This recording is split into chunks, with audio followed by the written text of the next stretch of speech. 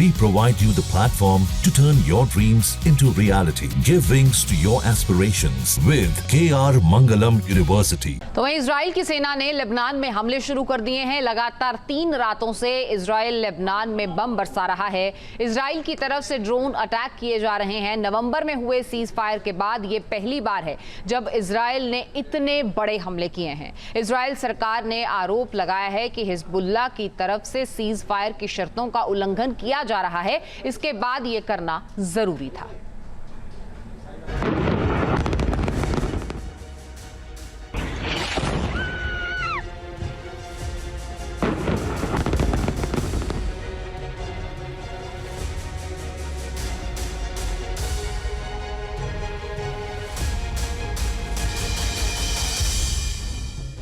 Middle east में जंग गहरा रही है।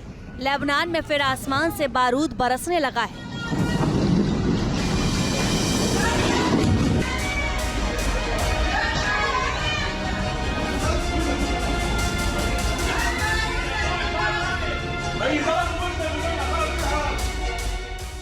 इजराइल के ड्रोन फिर लेबनान के आसमान में घूम रहे हैं, हिजबुल्लाह को टारगेट कर रहे हैं।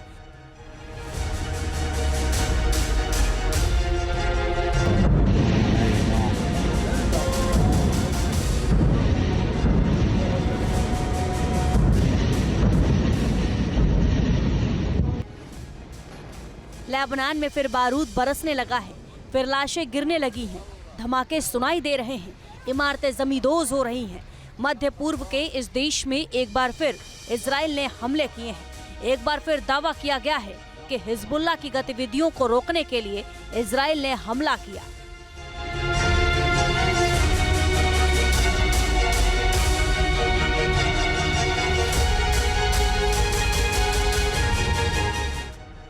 रात के अंधेरे में जब लेबनान के लोग सो रहे थे, इजराइल की चेतावनी गूंजने लगी और चंद पलों बाद ही इमारतें ध्वस्त होती नजर आईं। इतना भीषण हमला हुआ कि कई इमारतें तबाह हो गई। कितने लोग अंदर थे, कितने लोग बाहर निकल सके, कोई जानकारी नहीं है। साउथ लेबनान में इजराइल ने एक के बाद एक कई भीषण हमले किए। कई इमारतों को टारगेट किया गया, इमारतें जमींदोज कर दी गई और दावा है कि हिजबुल्लाह के हथियार डिपो को भी तबाह कर दिया।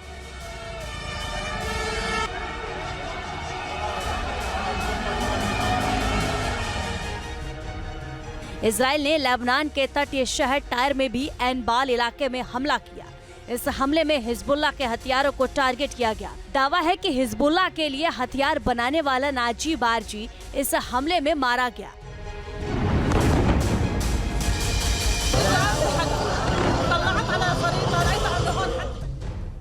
इजराइल का दावा है कि बारजी एक इंजीनियर था और हिजबुल्लाह के लिए मिसाइल बनाने वाला एक्सपर्ट था। इस धमाके के बाद इमारत में बड़ा विस्फोट हुआ। आग और धुएं का गुबार दूर तक देखा गया।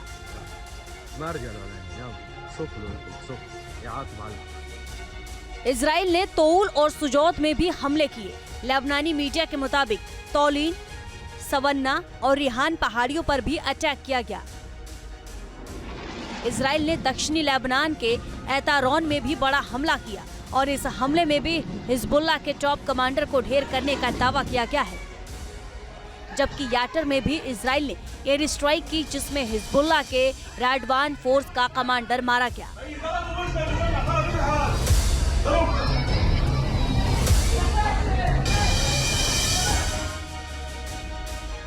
इजराइल ने दावा किया है कि हमले में पिन पॉइंट अटैक किया गया और हमले से पहले चेतावनी भी जारी की गई थी, लेकिन यह हमला एक बार फिर लेबनान में नया संघर्ष शुरू कर सकता है। हाल में ही इजराइल ने भयंकर हमला किया है वहाँ बीका वैली में एक स्कूल की बिल्डिंग के ऊपर। इजराइल ने इसकी चेतावनी दी थी और ये कहा है कि वहाँ पे हिजबुल्लाह के हाइड आउट है। वहाँ पे इलेक्शंस होने हैं और उस इलेक्शंस के अंदर हिजबुल्लाह के सपोर्टर्स की मेजॉरिटी दिखाई दे रही है।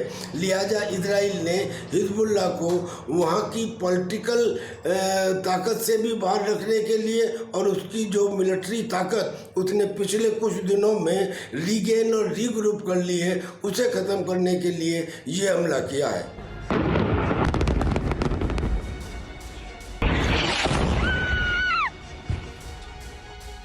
बेंजामिन नेतन्याहू के इरादे विस्फोटक हैं। एक तरफ हमास के खिलाफ हमले तेज कर दिए हैं तो दूसरी तरफ हिजबुल्लाह पर बम बरसाए जा रहे हैं। लगातार 3 रात से इजराइल की सेना दक्षिणी लेबनान में बमबारी कर रही है।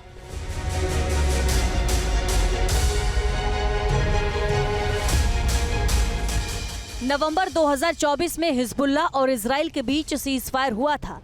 इस सीज फायर के तहत हिजबुल्लाह को दक्षिणी लेबनान से हटना था। हिजबुल्लाह को दक्षिणी लेबनान से हथियार हटाने थे और इजराइल विरोधी गतिविधियां बंद करनी थी।